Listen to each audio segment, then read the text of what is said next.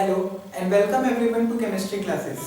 So in this video we will be continuing with chemical kinetics और अगर आपने previous videos देखी हैं तो अभी तक हमने ये अंडरस्टैंडिंग डेवलप कर ली है कि केमिकल काइनेटिक्स हम पढ़ क्यों रहे हैं, फिर केमिकल काइनेटिक्स पढ़ने के लिए जो सबसे इम्पोर्टेंट चीज़ है वो हम क्या मेजर करते हैं, वो है हमारा रेट ऑफ द रिएक्शन।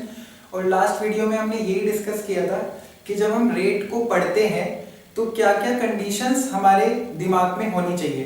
मतलब हमने सिर्फ ये नहीं जाना कि रेट को हमने मैथमेटिकली बोल दिया कि change in concentration of product upon change in time, हमको सिर्फ ये नहीं जानना है, हमको बैकग्राउंड भी पता होना चाहिए कि रेट की जो मैथमेटिकल डेफिनेशन डेवलप हुई है उसका बेसिस क्या है। तो इसीलिए लास्ट वीडियो में हमने काफी इलेबोरेटली रेट को ही पढ़ा था और सबसे एंड में फिर हमने बात की थी कि रेट हमारा दो तरीके का है, एक है एवरेज रेट और एक है इंस्टेंटेनियस रेट।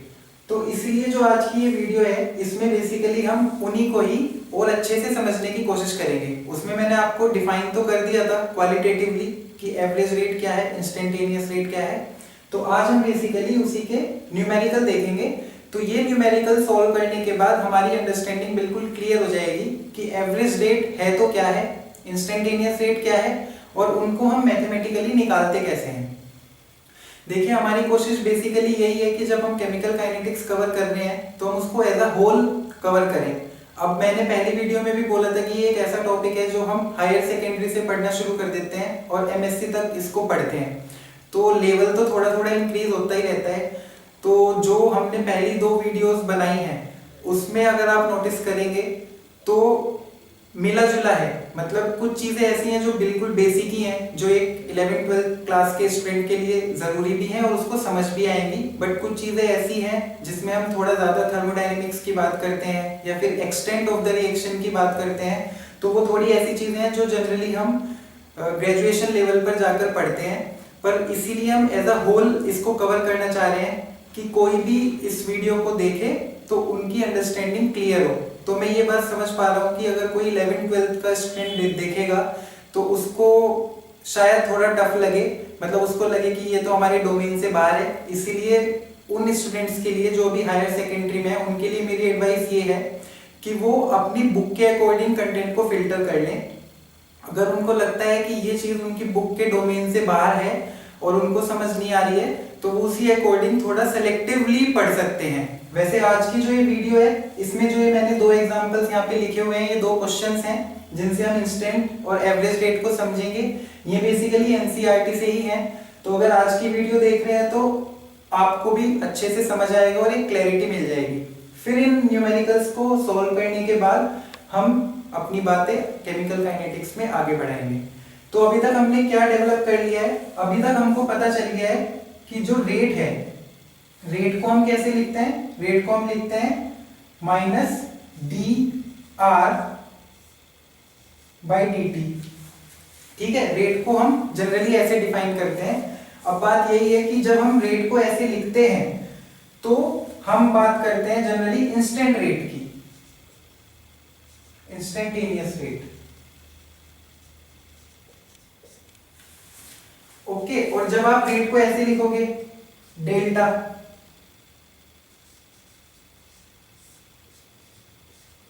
तो बेसिकली हम एवरेज रेट की बात कर रहे हैं।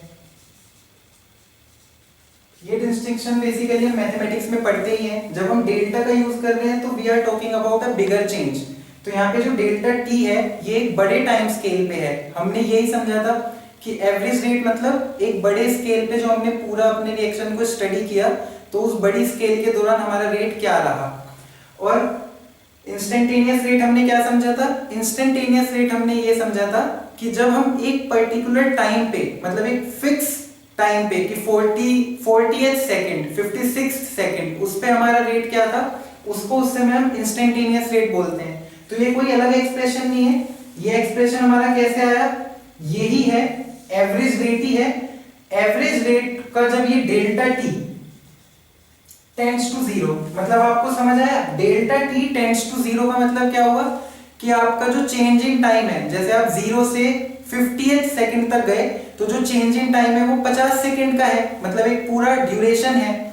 लेकिन जब हम इंस्टेंट रेट की बात करते हैं तो हम एक पर्टिकुलर सेकंड की बात करते हैं। तो इसका मतलब वो पर्टिकुलर टाइम एक फिक्स टाइम है, एक स्पेसिफिक टाइम है, तो उसका जो डेल्टा है, मतलब delta time is tending to zero, because वो एक फिक्स्ड वैल्यू है। अगर देखो मैं उसको बिल्कुल जीरो ही मान लूंगा तो फिर तो रेट इनफाइनाइट हो जाएगा, क्योंकि नीचे आपका जीरो आ जाएगा।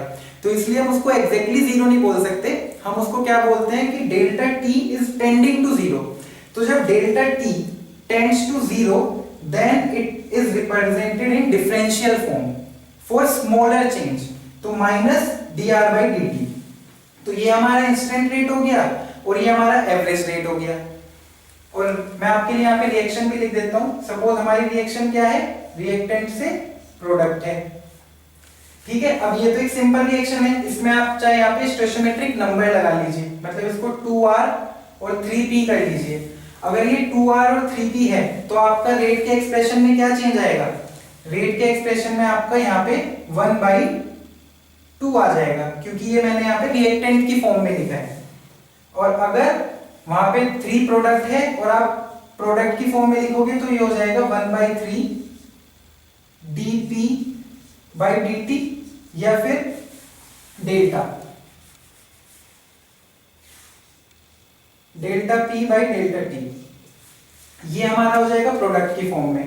और अभी ये अंडरस्टैंडिंग हम डेवलप कर चुके हैं कि हमने जब रिएक्टेंट का लिखा है तो हमने माइनस साइन क्यों लगाया है, और हमने ये 2 और 3 से बेसिकली डिवाइड क्यों किया है, ये हम ऑलरेडी समझ चुके हैं। तो इसी अंडरस्टैंडिंग के साथ अब हम आगे बढ़ेंगे।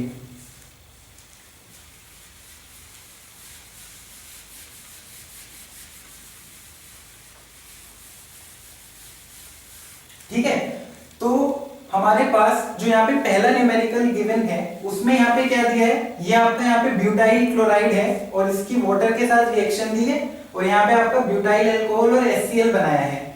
और आपको साथ में क्या डेटा दिया है, आपको डिफरेंट टाइम स्केल्स पे, मतलब डिफरेंट टाइम पे ब्यूटाइल क्लोराइड जो कि आपका रिएक्टेंट है, ये आपका ये रिएक्टेंट है, इसकी आपको कंसंट्रेशन दी है डिफरेंट टाइम पे। तो मतलब हमने ये बात की थी कि या तो हम रिएक्टेंट की देख लो या प्रोडक्ट की देख लो, हम रेट ऑफ द रिएक्शन उससे स्टडी कर लेंगे। तो इन्होंने यहाँ पे क्या दिया कि टाइम 0 पे ब्यूटाइल क्लोराइड की कंसंट्रेशन 0.1 मोल पर लीटर, मतलब मोलर में दी है। जो ये टाइम है ये सेकंड्स में है और जो ये कंसंट्रेशन है ये मोल पर लीटर में है। तो 0 टाइम पे दे दी, 50 सेकंड पे दे दी, 100 सेकंड पे दे दी, 150 पे दे दी और 200 सेकंड पे दे दी। वैसे उसमें और आगे भी डेटा दिया था पर मैंने वो इतना लिखा नहीं है, क्योंकि हम इतने डेटा से ही समझ लेंगे क्वेश्चन को कि हमको कैसे प्रोसीड करना है।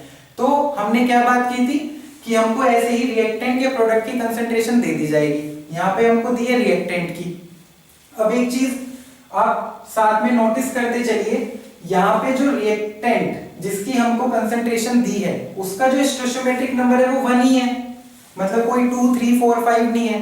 तो इसलिए हमको स्टोइचियोमेट्रिक नंबर के बारे में यहाँ पे वरी करने की जरूरत नहीं है।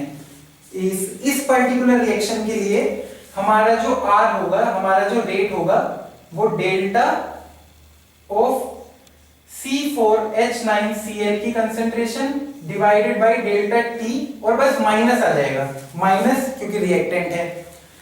कोई भी स्टोइचियोमेट्रिक नंबर हमारा यहाँ पे नहीं लगेगा क्योंकि स्टोइचियोमेट्री यहाँ पे 1 ही है। हमारे से इस क्वेश्चन में रेट पूछा गया है, एवरेज रेट। एवरेज रेट हमारे से इस क्वेश्चन में पूछा गया है, ठीक है। तो ये चीज आपको समझ आई कि माइनस हमने इसलिए लगाया बिकॉज हमें रिएक्टेंट की दी गई है, और एवरेज रेट हमारे से पूछा गया है, और स्टोइचियोमेट्रिक नंबर यहाँ पे 1 ही है, ठीक है। तो अभी हमको क्या करना है, हमको यहाँ पे चेंज इन कंसंट्रेशन निकालना है ब्यूटाइल क्लोराइड का, तभी तो हमको एवरेज रेट पता चलेगा। तो अब आप देखिए यहाँ पे आपके पास इतने सारे टाइम्स हैं, तो आप कौन सा चेंज निकालें। तो इसमें आपको क्या करना होगा, अलग अलग टाइम स्केल अपने हिसाब से डिवाइड करना होगा। तो पहले आप रेट निकाल लीजिए इन दो डेटा को लेके। मतलब अगर आप देखें आपके पास जो फॉर्मूला है उसमें आपको 2 ही डेटा तो चाहिए।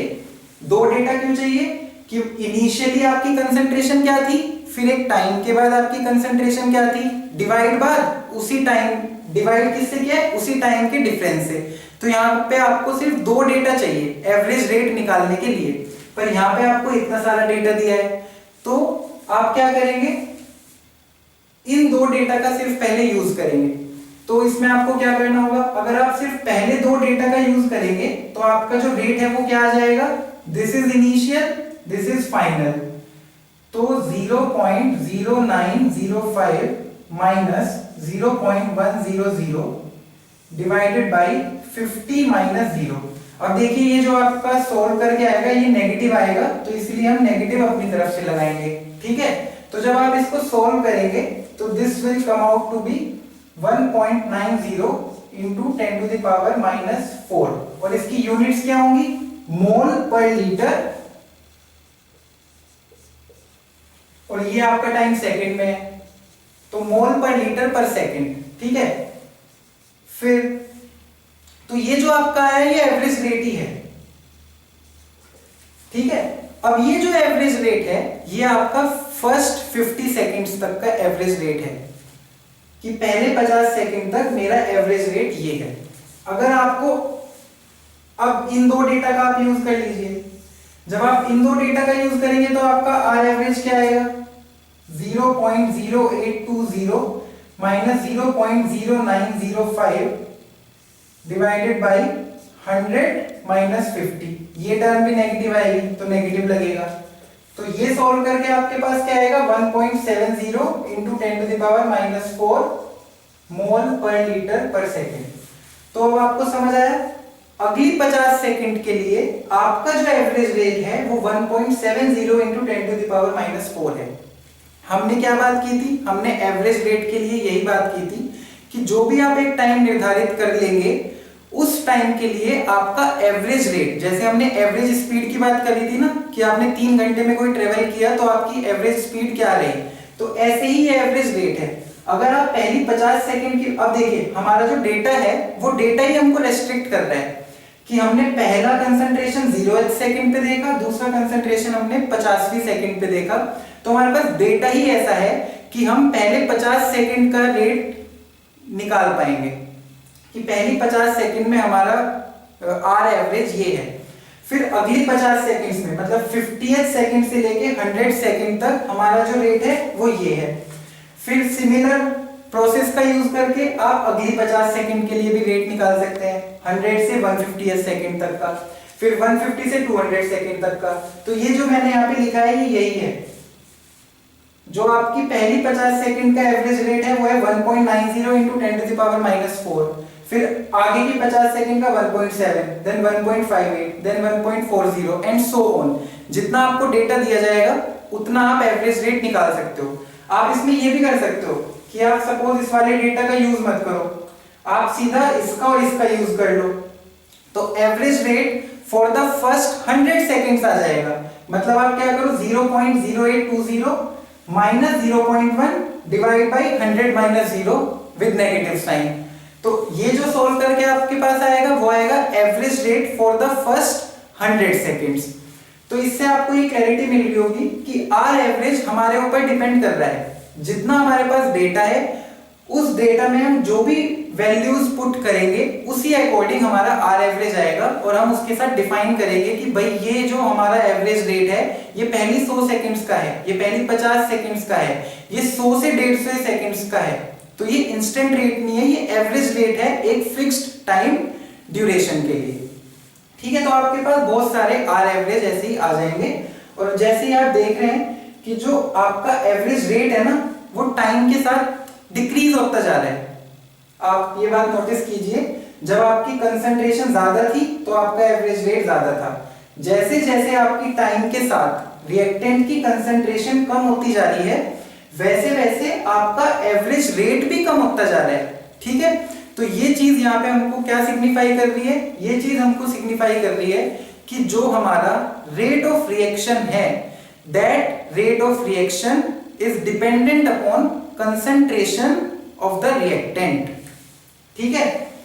अगर सपोज ये डेटा ऐसा होता कि आप ये आर एवरेज निकालते, आप ये आर एवरेज निकालते और ये आर एवरेज यहां भी 1.9, यहां भी 1.9, यहां भी 1.9, यहां भी 1.9 सेम ही आता रहता, तब आप क्या बोलते कि आपका जो रेट है that is independent of the concentration of the reactant.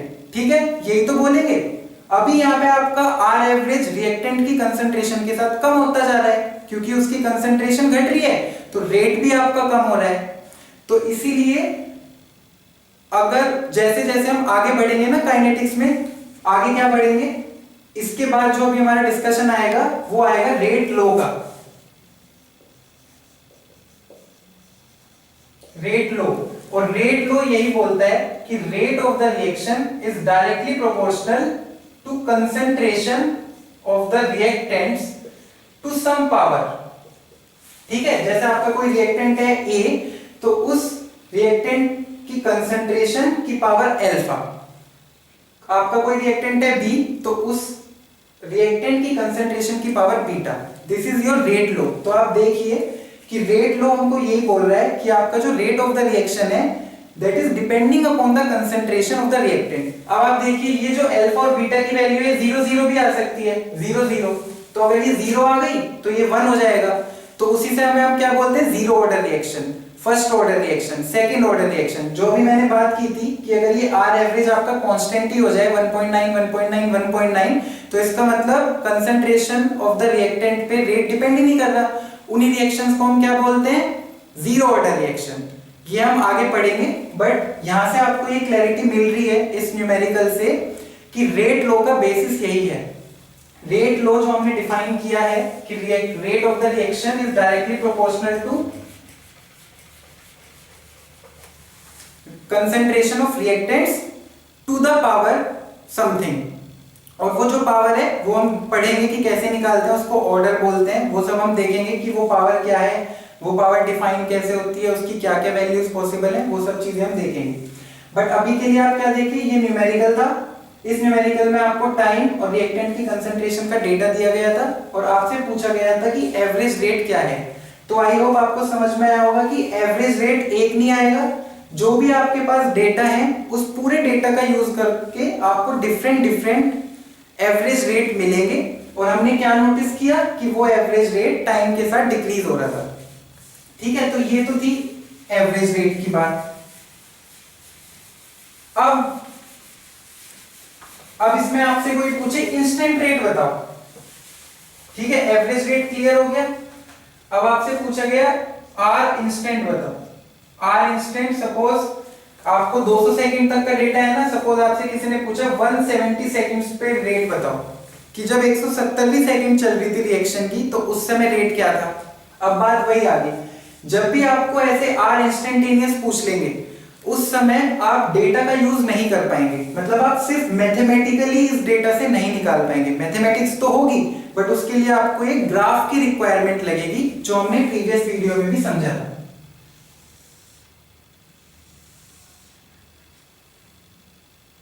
ठीक है, तो यहां पे आप क्या करेंगे, यहां पे आप ब्यूटाइल क्लोराइड की कंसंट्रेशन ले लीजिए जो कि मोल पर लीटर में है, और यहां पे आप ले लीजिए टाइम जो कि है सेकंड्स में। तो यहां पे आपको क्या करना होगा, आपकी जो कंसंट्रेशन शुरू हुई है वो 0.1 से हुई है।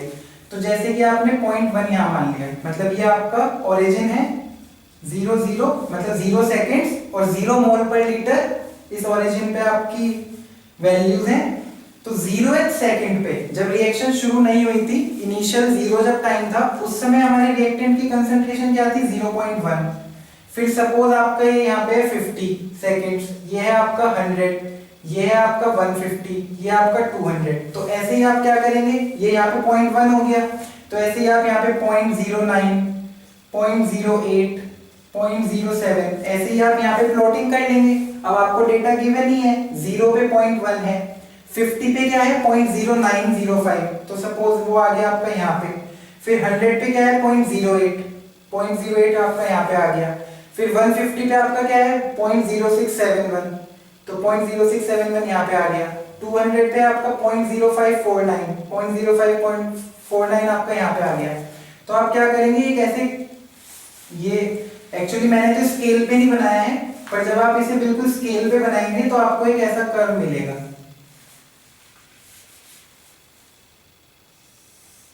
ठीक है, ये कर्व आपको मिल गया, इसमें आपके यहाँ पे डिफरेंट पॉइंट्स प्लॉटेड हैं। ओके, अब ये कर्व आपको मिल गया, तो हमने क्या बात की थी, जब भी आपको इंस्टेंट रेट निकालना है तो इंस्टेंट रेट के लिए पहली बात तो क्वेश्चन में उनको टाइम मेंशन करना पड़ेगा कि इंस्टेंट रेट कौन से टाइम पे। अब हमने क्या बात की कि ये एक फिक्स टाइम है, फिक्स टाइम 170 सेकंड्स। इसका मतलब delta T is tending to zero, delta T is tending to zero, तो इसका मतलब R instant can be defined as minus D C4H9Cl divided by dt, और ये टाइम क्या है हमारा यहाँ पे 170। तो हम क्या करेंगे, 170 पे जाएंगे, 150 और 200 के बीच में कहीं 170 होगा, तो उस 170 से ऐसे ऊपर की तरफ जाएंगे, यहाँ पे गए तो कर्व के ऊपर हमने वो 170 सेकंड वाला पॉइंट मार्क कर लिया, और अब हम क्या करेंगे, उस पॉइंट के ऊपर एक टेंजेंट ड्रॉ करेंगे। ठीक है, ये टेंजेंट हमने ड्रॉ कर ली, और अब आप देखिए जो ये टेंजेंट है, इस टेंजेंट बेसिकली एक लाइन है, इस टेंजेंट का आपको स्लोप निकालना होगा, इस टेंजेंट का स्लोप निकालना होगा, और यही स्लोप आपको ये वैल्यू देगा।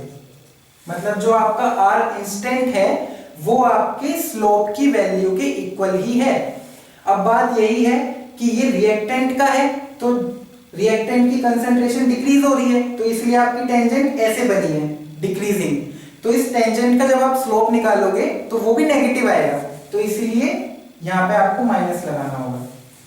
आप बस दिमाग में ये बात रखिए कि rate of the reaction can never be negative, it is a positive entity. कोई भी स्पीड या कोई भी रेट कभी भी नेगेटिव नहीं हो सकता, तो इसीलिए हम ये माइनस लगा रहे हैं। तो इसको ऐसे कोई रटने वाली चीज नहीं है कि नेगेटिव कब लगाना है, क्यों लगाना है। आपको दिख रहा कि आपका रेट नेगेटिव आ गया, वैसे तो आपको जब आप धीरे धीरे सॉल्व करोगे आपको याद रहेगा ही कि मैं रिएक्टेंट के साथ डील कर रहा हूं तो मुझे नेगेटिव लगाना है। पर आप ये बात भी ध्यान रख सकते हैं कि आपने अगर पूरी कैलकुलेशन ठीक की और रेट नेगेटिव आया तो इसका मतलब आपने नेगेटिव साइन मिस किया होगा, तो आप दोबारा अपनी कैलकुलेशन एक बार देख सकते हैं।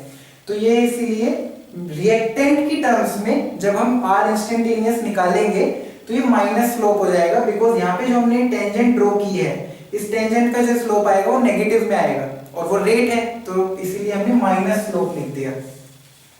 अब बात ये है स्लोप निकालने का क्या है। स्लोप तो वही मैथमेटिक्स में कैसे निकालते हैं, delta Y by delta X ही तो होता है वो, मतलब y2 minus y1 upon x2 minus x1।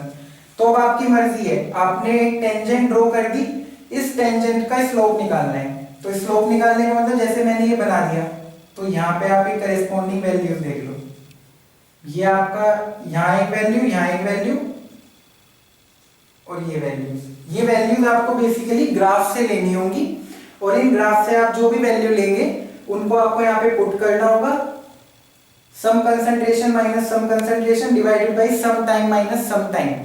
तो ये जब आप करोगे तो you will get the slope which will be negative, so R instantaneous will be minus slope.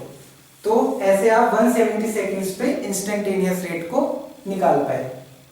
Fine, ठीक है। इसमें बस आपको एक चीज ध्यान रखनी है, यहाँ पे हमारा स्टोइचियोमेट्रिक नंबर क्या था 1, तो इसीलिए हमने स्टोइचियोमेट्रिक का इतना ध्यान नहीं दिया। बट अगर यहाँ पे सपोज 2 होता तो फिर आपको स्टोइचियोमेट्रिक नंबर से भी डिवाइड करना होगा, क्योंकि रिएक्टेंट की जो आपकी कंसंट्रेशन है वो दुगने रेट से घट रही है, लेकिन रेट दुगने रेट से नहीं घट रहा है। क्लियर है। स्टोइचियोमेट्रिक नंबर का भी आपको ध्यान रखना है, ये वाली बात मैं बोल रहा हूं। यहाँ पे इतना फर्क नहीं पड़ा बिकॉज यहाँ पे हमारा डेटा में स्टोइचियोमेट्रिक नंबर 1 था, but you have to keep in mind this stoichiometric number, क्योंकि आपसे यहाँ पे रेट की रिएक्शन का पूछा गया है, ना कि डिकम्पोजिशन ऑफ C4H9Cl या फिर फॉर्मेशन ऑफ C4H9OH। ये हम ऑलरेडी डिस्कस कर चुके हैं कि जो हमारा इसका फॉर्मेशन है, rate of appearance of C4H9OH या फिर rate of formation of C4H9OH, that will just be delta of this divided by delta of time. उसमें कोई भी स्टोइचियोमेट्रिक नंबर से डिवाइड नहीं होगा। और जब हम rate of disappearance of C4H9Cl या फिर rate of consumption of C4H9Cl की बात करेंगे तो उस समय चाहे स्टोइचियोमेट्री 1 2 3 4 कुछ भी हो, उस समय हम उसके डिसअपीयरेंस की बात कर रहे हैं तो उस समय भी स्टोइचियोमेट्रिक नंबर से डिवाइड नहीं होगा। हम जब सिर्फ रेट ऑफ द रिएक्शन निकालते हैं उस समय हम स्टोइचियोमेट्रिक नंबर से डिवाइड करते हैं। ये चीज आपको आई थिंक समझ आ गई होगी कि स्टोइचियोमेट्रिक नंबर से डिवाइड हम क्यों करते हैं, ये हम ऑलरेडी डिस्कस कर चुके हैं प्रीवियस वीडियो में। तो इस एग्जांपल से अभी आपको क्लियर हो गया होगा कि कैसे हम एवरेज रेट निकालते हैं। आपको इसमें कंफ्यूज नहीं होना है। एक्चुअली इतना सारा डेटा है, ऐसे कंफ्यूज नहीं होना है। आपको सिंपल जो आपका रेट का एक्सप्रेशन है, change in concentration upon change in time, उसको लगाना है और सारे डेटा का यूज करके आप आर एवरेज निकाल सकते हैं, जो कि अलग अलग आएंगे। अलग अलग तभी आएंगे जब आपका रेट रिएक्टेंट की कंसंट्रेशन पे डिपेंड करेगा। अगर सारे सेम आ जाएं तो इसका मतलब रिएक्टेंट की कंसंट्रेशन पे आपका रेट डिपेंड ही नहीं कर रहा। किसी भी समय आपने रेट देखा सेम नहीं आया, उन्हीं को हम आगे जाके पढ़ेंगे जीरो ऑर्डर रिएक्शन, वो रेट लॉ से आपको समझ आ जाएगा। और इंस्टेंटेनियस रेट के लिए आपके पास कोई चारा नहीं है, आपको ग्राफ प्लॉट करना ही पड़ेगा और फिर जिस भी समय पे आपसे पूछा है उस समय पे जाके आप एक टेंजेंट ड्रॉ कर देंगे और उस टेंजेंट का स्लोप ले लेंगे और वो स्लोप ही आपका इंस्टेंटेनियस रेट होगा। अगर आपको रिएक्टेंट की कंसंट्रेशन दी गई थी तो वो आपका स्लोप नेगेटिव आएगा, तो आपको माइनस स्लोप करना पड़ेगा। सपोज ये आपको प्रोडक्ट की कंसंट्रेशन दी जाती तो फिर आपका ग्राफ कुछ ऐसा आता इंक्रीजिंग ट्रेंड में, क्योंकि प्रोडक्ट की कंसंट्रेशन तो आपकी बढ़ेगी ना। और फिर सपोज आप इंस्टेंट निकाल रहे हो तो आपका टेंजेंट ऐसे बनेगा। तो ये टेंजेंट जो आपका है ये इंक्रीजिंग स्लोप का है, मतलब इसका स्लोप पॉजिटिव है, तो उस समय आपका R instant will be equals to slope only. ठीक है, और ये बेसिक डिफरेंस आपको फर्क आया होगा कि जब हम आर एवरेज की बात करते हैं तो हम डेल्टा साइन का यूज करते हैं, और जब हम इंस्टेंटेनियस रेट की बात करते हैं, स्मॉलर चेंज की बात करते हैं, delta T tending to zero की बात करते हैं, तब हम डिफरेंशियल साइन का यूज करते हैं। वो तो सिर्फ मैथमेटिक्स है।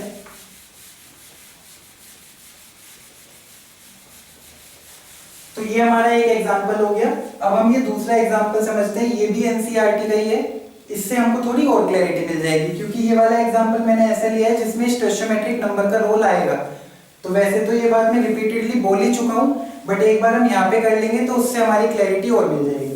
तो ये जो दूसरा एग्जांपल है, इस एग्जांपल में उन्होंने क्या दिया है, उन्होंने N2O5 की डिकम्पोजिशन की बात की है। ये जो रिएक्शन लिखी है ना 2N2O5 giving 4NO2 plus O2, तो यहाँ पे क्या हो रहा है, N2O5 का डिकम्पोजिशन हो रहा है और उन्होंने ये स्टडी किया है 318 केल्विन पे। 318 केल्विन पे इसका डिकम्पोजिशन हुआ।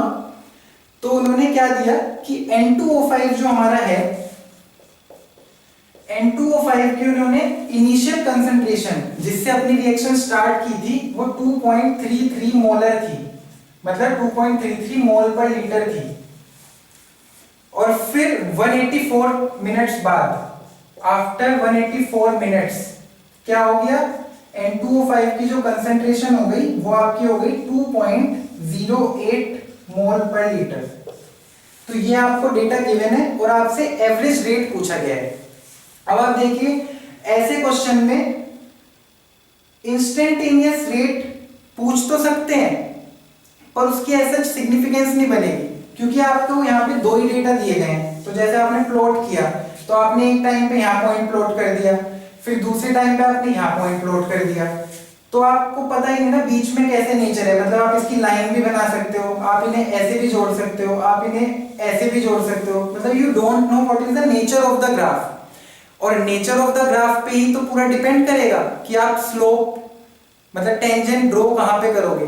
तो इसीलिए अगर आपको सिर्फ ऐसे दो ही डेटा गिवन है तो ऐसे डेटा में आपसे कभी भी इंस्टेंटेनियस रेट नहीं पूछा जाएगा, क्योंकि इंस्टेंटेनियस रेट के लिए आपको ग्राफ की जरूरत है, और जब आपको ग्राफ बनाना है तो आपको एक सफिशिएंट डेटा दिया जाएगा जिससे आपका एक प्रॉपर ग्राफ बन सके, उस पे एक कर्व बन सके और आप उस कर्व पे टेंजेंट ड्रॉ करके अपना कैलकुलेशन कर सको। तो इसीलिए इस क्वेश्चन में आपसे इंस्टेंट रेट तो पूछेंगे नहीं। ठीक है, अब ये हमारे पास रिएक्शन है। मैं सिर्फ अंडरस्टैंडिंग के लिए आपको एक चीज लिख देता हूं, सबको पता ही है कैसे लिखेंगे, 1/2 delta N2O5 divide by delta T is equals to 1/4 delta NO2 divide by delta T, delta O2 divide by delta T. This is basically our R average. मतलब अगर इस पर्टिकुलर रिएक्शन के एवरेज रेट की मैं बात करूं तो that will be equal to -1/2 change in concentration of N2O5 divide by delta T. Similarly in respect of product NO2, similarly in respect of product O2. ये प्रोडक्ट्स है इसलिए यहाँ पे प्लस साइन है, ये रिएक्टेंट है यहाँ पे नेगेटिव साइन है, और ये इससे डिवाइड कर दिया जो इनका स्टोइचोमेट्रिक नंबर है. अब अगर इसमें आपसे आर एवरेज पूछा गया है तो यही तो आपका आर एवरेज है. चाहे ये निकाल लो, चाहे ये निकाल लो, चाहे ये निकाल लो, आर एवरेज आ जाएगा. पर आपको डेटा किसकी टर्म्स में दिया है? N2O5 की टर्म्स में दिया है. तो आर एवरेज कैसे निकालोगे? -1/2, इसकी कंसंट्रेशन फाइनल ये है 2.08, तो 2.08 minus 2.33 initial divided by change ही दे दिया आपको डायरेक्ट 184 मिनट्स के बाद. तो यहाँ पे बेसिकली 184 मतलब ये डेल्टा टी ही है, डेल्टा टी ही आपको डायरेक्ट दे दिया 144 मिनट्स. अब देखो ये मिनट्स दिया है तो बस आप डायरेक्ट सॉल्व कर लो. 2.08 में से 2.33 जाएगा तो आपके पास बचेगा 0.25 डिवाइड बाय 184 इंटू 2, और ये प्लस हो जाएगा, ये माइनस आएगा और ये माइनस यहाँ पे तो ये प्लस हो जाएगा. अब इसमें आप बस यूनिट का ध्यान रखो. जो आपकी यूनिट आएगी वो क्या आएगी? मोल पर लीटर पर मिनट. ठीक है. तो अब एग्जामिनर आपको क्या कर सकता है? एग्जामिनर क्या कर सकता है? वो आपको बोलेगा एवरेज रेट निकालो जिसकी यूनिट क्या है? मोल पर लीटर पर सेकंड. तो उस समय हम क्या गलती कर सकते हैं? हम जल्दी जल्दी में ये कैलकुलेट कर देंगे और आंसर निकाल लेंगे, पर ये आएगा मोल पर लीटर पर मिनट. पर आपसे किस यूनिट में पूछा है एवरेज रेट? मोल पर लीटर पर सेकंड. तो मोल पर लीटर पर सेकंड में पूछा है तो आपको यहाँ पे क्या करना होगा? 60 से मल्टीप्लाई करना होगा. तो 184 मिनट्स इंटू 60 सेकेंड्स, क्योंकि एक मिनट में 60 सेकेंड है. तो अगर आपसे सेकंड में पूछा गया है तो ये फिर आपको यहाँ पे 60 से नीचे मल्टीप्लाई करना होगा. सिमिलरली आपसे मोल पर लीटर पर आवर में भी पूछा जा सकता है, तो इसीलिए आपको यूनिट का ध्यान रखना है. आपको जो टाइम दिया है वो मिनट्स में दिया है, तो जिस भी यूनिट में आपसे पूछा जाए उस यूनिट के हिसाब से आपको टाइम को चेंज करना होगा. ठीक है. अब ये तो हमारे से एवरेज रेट पूछा है, तो एवरेज रेट हमने निकाल लिया. अब सपोज इसमें कोई हमारे से पूछे rate of formation of NO2, rate of formation of NO2, तो वो हमको पता ही है, that will B delta NO2 bye delta T. हमको कोई भी स्टोइचोमेट्रिक नंबर नहीं लगाना, बिकॉज हमारे से रेट ऑफ द रिएक्शन नहीं पूछा है, हमारे से NO2 के फॉर्मेशन का ही रेट पूछा है. तो NO2 का फॉर्मेशन रेट हम यहां से निकाल लेंगे. ये निकालना है आपको बस. तो आपके पास आर एवरेज तो आ ही गया, तो बस आर एवरेज में 4 की मल्टीप्लाई कर दो. ये आपको यही तो निकालना है, delta NO2 by delta T. तो delta NO2 by delta T, ये 4 इधर आ जाएगा, तो 4 times of R average. R average अभी आपने कैलकुलेट ही किया, इसकी जो वैल्यू आएगी उसका ही 4 गुना आपका रेट ऑफ फॉर्मेशन होगा. वैसे तो ये बात मैं बहुत बार बता चुका हूं, बट आपको ये चीज समझ आ रही है ना? ये जो स्टोइचोमेट्रिक नंबर है ये बेसिकली इनके रेट को क्यों बढ़ा रहा है? मतलब N2O5 जब 2 मोल डिकम्पोज होता है तो उस समय NO2 4 मोल बनता है. तो आप समझ रहे हैं ना कि इसीलिए रेट ऑफ फॉर्मेशन उसका फास्ट है. पर रेट ऑफ फॉर्मेशन NO2 का फास्ट होना रेट ऑफ द रिएक्शन को नहीं बढ़ाता. NO2 का स्टोइचोमेट्रिक नंबर ही ज्यादा है, बिकॉज उसके आगे 4 लगा है, तो इसीलिए वो ज्यादा रेट पे बनता हुआ हमको दिख रहा है, बिकॉज उसकी स्टोइचोमेट्री ज्यादा है. इसका मतलब ये नहीं है कि रेट ऑफ द रिएक्शन ज्यादा हो गया. रेट ऑफ द रिएक्शन पूरी रिएक्शन का कॉमन ही होगा, इसीलिए ये 1/2 1/4 यहाँ पे लगा हुआ है. ठीक है. तो ये वाली बात क्लियर हो गई. इसमें हमने स्टोइचोमेट्रिक नंबर का ध्यान रखा है. आप ध्यान दीजिए, यहाँ पे हमने सिर्फ चेंज नहीं किया, 2 से भी डिवाइड किया. जो भी हमने पिछला एग्जांपल किया था ब्यूटाइल क्लोराइड वाला, उसमें हमने ऐसा कुछ नहीं किया था, क्योंकि वहां पे स्टोइचोमेट्रिक नंबर ब्यूटाइल क्लोराइड का रिएक्शन में 1 था. इसीलिए जब भी हम ये प्रॉब्लम्स करते हैं उस समय हमारे पास रिएक्शन लिखी होनी चाहिए और उसके स्टोइचोमेट्रिक नंबर के हिसाब से ही हम एवरेज रेट निकाल पाएंगे या फिर इंस्टेंट रेट निकाल पाएंगे। तो एक चीज ये हो गई, और ये मैं आपको बता दिया कि नेक्स्ट वीडियो से बेसिकली हम रेट लॉ पढ़ेंगे, और रेट लॉ का बेसिस वही है जो अभी हमने पिछले न्यूमेरिकल में देखा कि जो हमारा आर एवरेज था वो रिएक्टेंट की कंसंट्रेशन के साथ कम हो रहा था। तो जो रेट लॉ को डिफाइन किया गया है वो ऐसे ही किया गया है, रेट लॉ या फिर रेट इक्वेशन भी बोलते हैं। कैसे डिफाइन किया गया? R is directly proportional to some reactant की कंसंट्रेशंस, एक भी हो सकते हैं, दो भी हो सकते हैं, टू द पावर समथिंग, इधर अल्फा और बीटा। तो ये चीज हम एक्सपेरिमेंटली डिटरमिन करते हैं, इसको हम नेक्स्ट वीडियो से डिटेल में देखेंगे। एक चीज और है, वो भी आप देखिए, जो बेसिकली 11th-12th के स्टूडेंट्स हैं उनके लिए नहीं है, जो ग्रेजुएशन में है वो आप समझ लीजिए। अभी हमने जो ये यहाँ पे लिखा है ना कि जो हमारा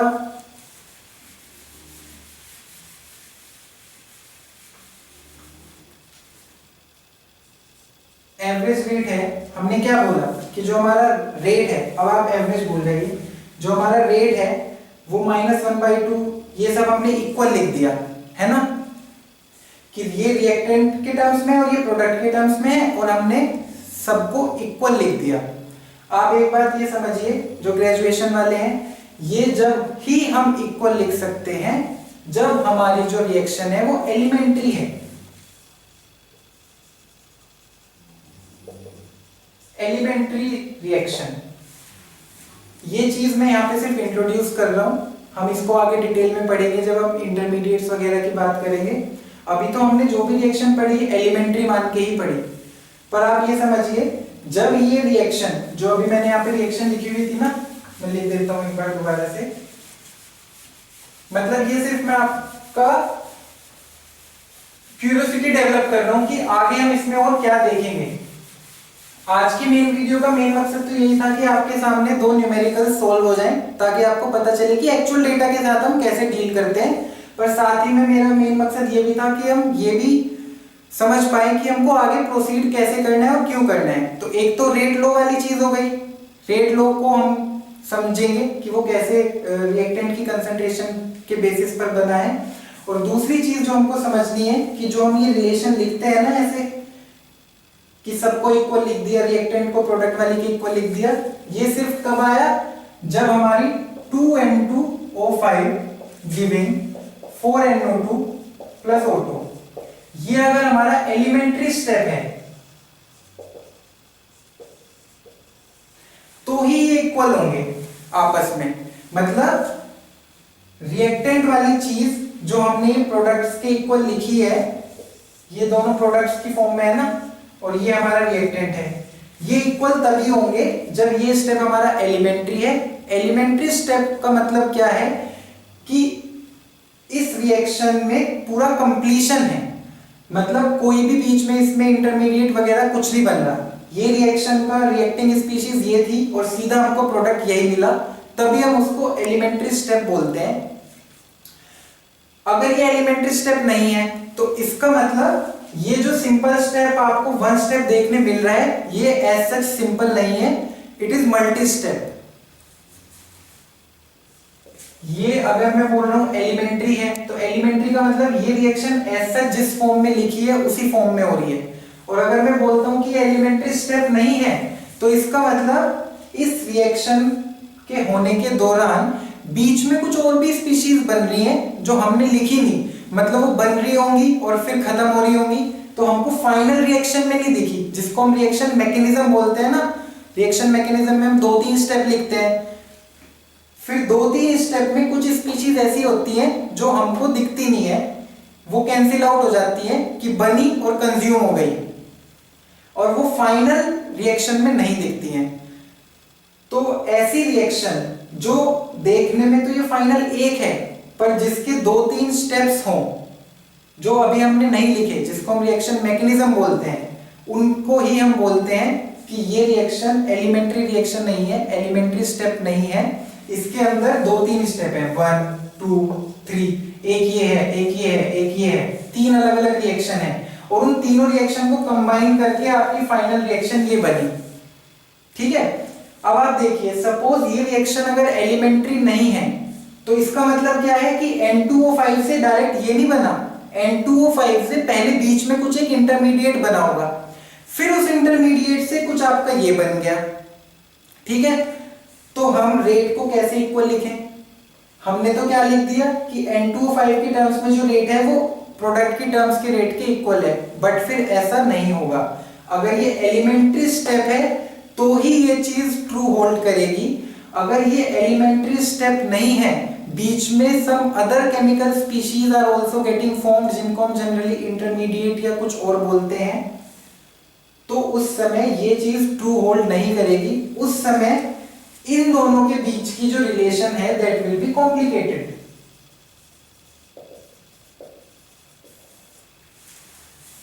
इन दोनों के बीच की relation will not be as simple as written this way, it will be something complicated।